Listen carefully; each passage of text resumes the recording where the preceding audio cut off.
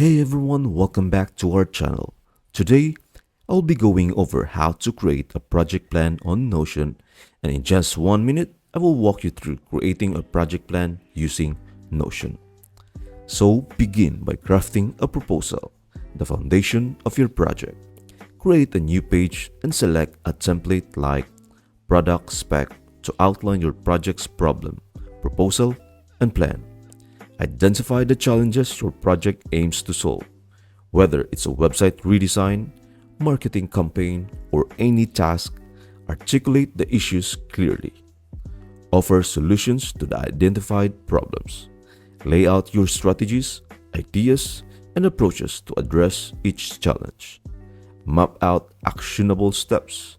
Break down the project into manageable tasks, setting timelines, responsibilities, and dependencies. In just 1 minute, you have laid the groundwork for your project plan on Notion. Start with a proposal, identify problems, propose solutions, plan actions, collaborate, and stay organized. That's it. I hope this video helps you out and see you in the next video.